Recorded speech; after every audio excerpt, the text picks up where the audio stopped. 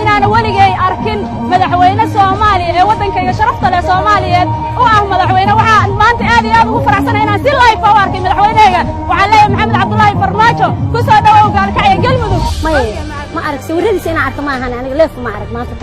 aad baan u faraxsanahay maanta sanadkaygu waa 33 sano waxaan aad u taageeraa ugu faraxsanahay maanta arka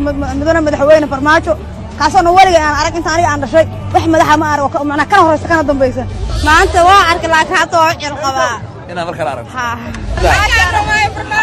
halaayaro codsi weynaykeeyo